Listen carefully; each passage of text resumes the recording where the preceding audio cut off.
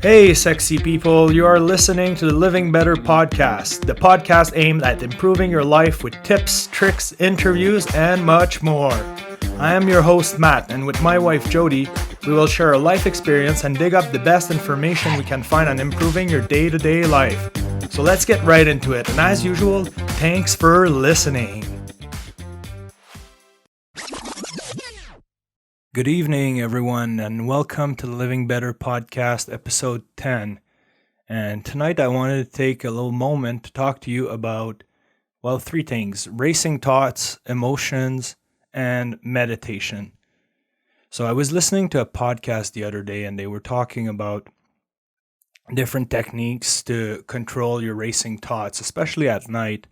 And I decided that I would share that with you because I tried them myself and they work very well.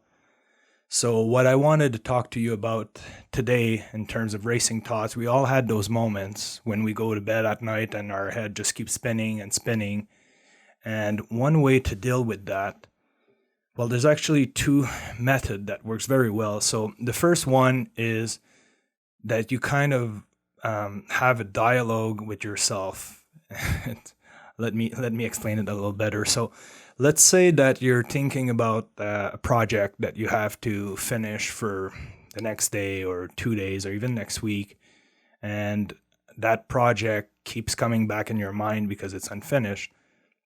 Well, at night, there's no point to think about it. So what you're going to do when those thoughts are invading your head is you treat them as a person trying to tell you something.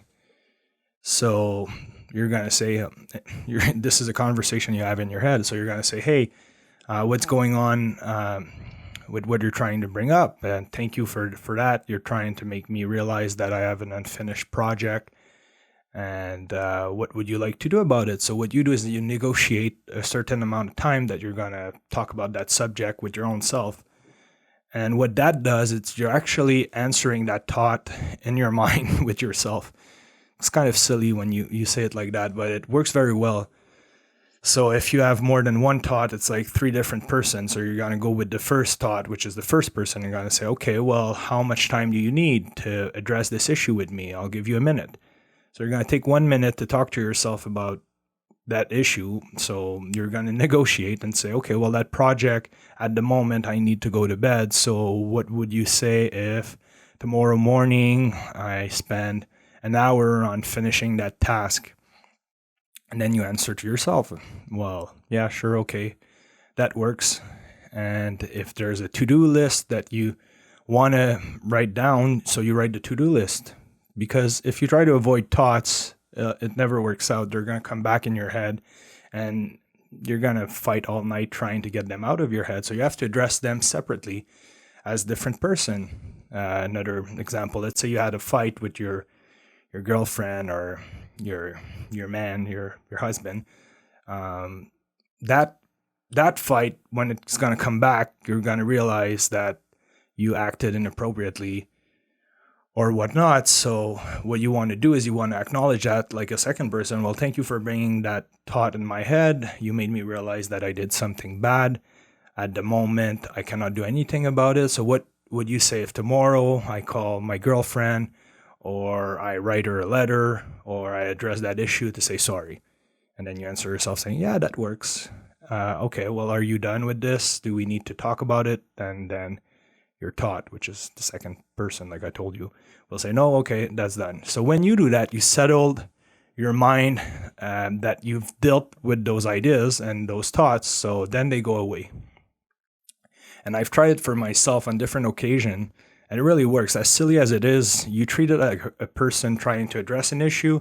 You give that person, which is your thought, attention. You negotiate a certain time, a minute, 2 minutes, to address the issue. And at the end, you confirm with your own self that the issue for the moment and the time being is addressed, and then it'll vanish. So that's very good. It works very well. It's a mental tweak that you do with your own self. And it's amazing how you can address different things and make them go away so that you can finally fall asleep.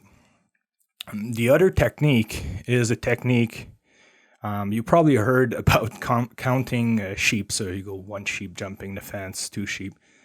That technique used to work because what you would do is you would bring back your overactive mind to focusing on one thing, which is counting sheep. But it's not ideal because that technique, actually, your thoughts will still race in the background. So one thing that you can do is you're going to come up with numbers. So not single digit numbers because that's too easy to bring up, but you're going to go with double digit numbers. So randomly in your head, you're going to pop numbers like 71, 12, 13, 22. And that is just enough for your mind to focus, but not enough to tire you out and make you be overactive in your mind. But it's going to erase all those other thoughts because you have to slightly focus, and single digit numbers are too easy to come up with. So by going with double digit numbers, you think just a little bit, but not so much, and it's going to occupy your mind to take it away from all those issues or worries that you have. So those are very good techniques to control your racing thoughts, and they work very well, so I would suggest you try them out. Another thing that I wanted to talk about is emotions, especially negative ones, because the positive ones we won't talk about, they're good.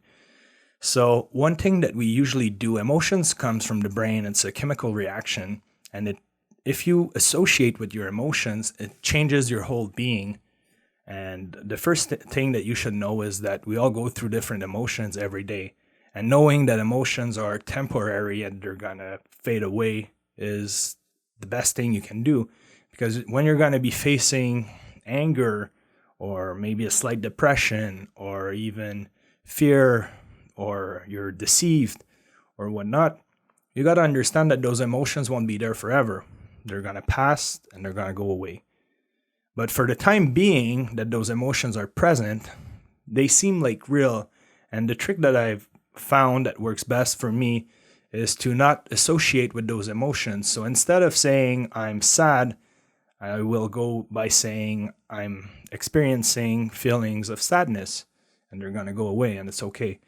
So by doing that, I always keep a distance between myself and those emotions. And those are all mental tweaks. But as I was saying in another episode, your mind is your strongest tool. And as we're going into 2020 and the years to come, you'll realize that there's a lot more articles and things that are coming up about mindfulness, meditation, ways to relax. And those are all very good. And this is what people are going to be focusing on. For a while, it was being fit and eating healthy. And I think that by now, a lot of people have caught up to that. And it's a lot better than it ever was. A lot of people are doing all sort of activities. People are being more active. They're watching what they eat.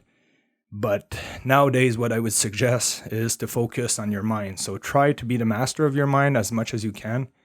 And by doing so, you're going to be able to control so much things going on in your life. It's incredible. So to go back to the emotions, don't associate with them. Keep a distance between the bad emotions and what you're experiencing. And that's going to actually improve your response, because instead of becoming the emotion, which will change your whole state of mind, your whole being, you're going to keep that distance and it won't affect you as much. And to me, it's been amazing just doing that. Now, the other thing that I wanted to talk about is meditation. So I talked about it in other podcasts. This thing, the Muse 2, they have the Muse 1 2 as well, and they came up with the Muse S, which is the new one. It's a headband that you put around your forehead, and it records your brain waves. So this little thing combined with a pair of headphones, it plays a program, so it plays either sound of nature, oceans, or whatnot.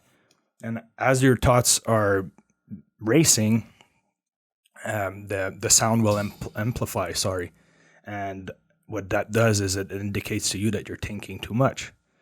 So it's a great tool to control how you meditate and how you deal with your invading thoughts, and it teaches you to calm yourself down. So meditation is a very strong tool because it does the exact opposite of your mind racing. It makes you learn to create space in your own mind and actually try to just think about nothing, which is so hard to do. And I remember the first time I meditated, and when you're going to try this, you're going to realize that it's really hard to just be sitting with your own thoughts and trying to think about nothing. We're constantly stimulated in our day-to-day life, and taking the time to relax, to sit down, to just do nothing and breathe, we never do it. So when you actually do it, it feels like unknown. You're like uneasy with yourself. You want to burn energy. You want to do something because you're so used to being all over the place and constantly being stimulated and just doing nothing. You don't know what to do. You've never done that. So it's going to feel very weird at the beginning and very uneasy. But the more you're going to do it, the better you're going to have control over your mind. And what's amazing about that is they did studies, and in your brain, you have a part called the amygdala. I'll show up an image in the video. But the amygdala is the central part of your brain. It's a little part in the middle of your brain, and it fires emotions in regards to sadness, anxiety, fight, flight, and response in regards to fear. And when you meditate, you're actually shrinking that part of the brain.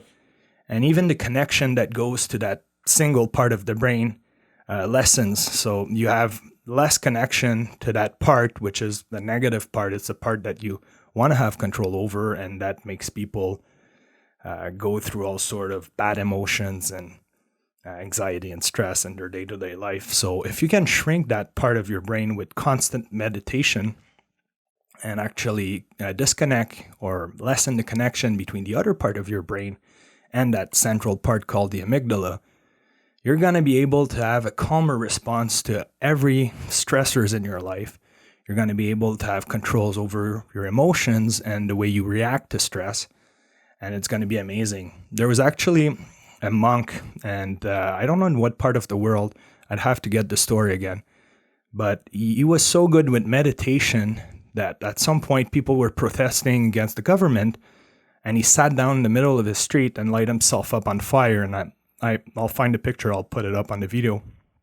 He light himself up on fire, and he had so much control over his mind, and mainly that part of his brain, the amygdala, that the reaction he would get from being on fire, which is a fight or flight response, he was able to totally disregard it and to stay calmly there, legs crossed, sort of in a meditation state, and he burned to death. But this is just to show you how much control and how crazy this can get.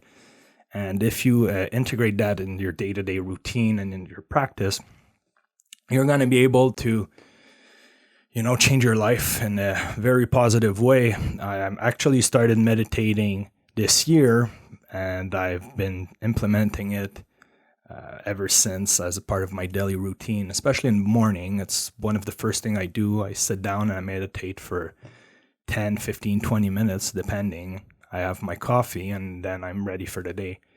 And meditation clears your mind so much that it improves your focus afterwards. So you make space in your mind. So then when you bring back your thoughts on a task or something that you want to do, you're very focused.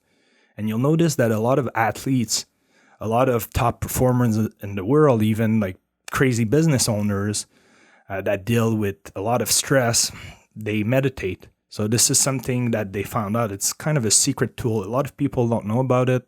They don't care about it. They think it's a religion or some gimmicky stuff, but it's been studied. It actually works very well, and every top athlete out there has been probably implementing meditation as part of their daily ritual.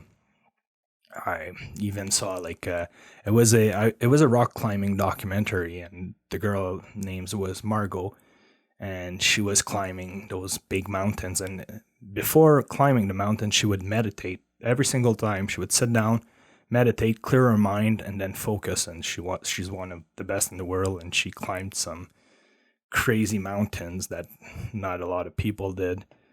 So by seeing her doing that, I realized, so that's the trick. That's one of the trick to be ultra focused in your life. Meditate, make some space in your head, control your emotions and what you want to give attention to. And then you'll be able to go ahead and tackle it to the best of your abilities. So this is what I wanted to share with you. My little tricks to control your racing thoughts at night, meditation as part of your daily ritual, and not associating with negative emotions or any bad emotions that you're experiencing, as to keep that distance so you don't become the emotion. You're just observing it passing by, knowing that emotions come and go. And if it's a bad day, you know that tomorrow is going to be another day. And if you can roll with it and disregard the emotion, let it pass, it's going to go away. So you'll feel a lot better about your situation or whatever you're experiencing at that time being. So thanks a lot, guys. I wanted to take a moment to shout out our official sponsors, the Sleep Monkey Premium Sleep Mask. I talked about it in other podcasts. It's this amazing sleep mask. You are going to buy it once unless you lose it, but once, and it's good for life. And it's going to be your portable blackout curtain that's going to improve your sleep everywhere you are and at any point in time. Daytime, nighttime, doesn't matter. Put the mask on, fall asleep, keeps your eyes shut, kind of like a blind, portable blind, and you're going to improve the quality of your sleep. And the second sponsor is Audible. So Audible is one of our sponsors. If you go to audible.com/living, you'll be able to get yourself a free audiobook with a 30-day free trial membership. So go ahead, sign up. They're going to ask you for your credit card. That's fine. Put it in, get the book you want. If you like the service, you keep it. If you don't, you can cancel at any time before the 30-day period, and you get to keep the book. So this is a true, no scam, no gimmicky stuff offer. Audible.com/living, get yourself a book. Audiobooks are awesome. You put them in your phone, you can put them in your iPod, whatever you carry, and listen to the book while you're driving to work or on the bus when you commute, or like I said, at the gym when you're doing cardio. So you get to instruct yourself with something amazing you're interested about without having to read it. So thanks to Audible, check it out and get yourself a book. And thanks for being part of this episode 10 of the podcast. See you next time. Ciao.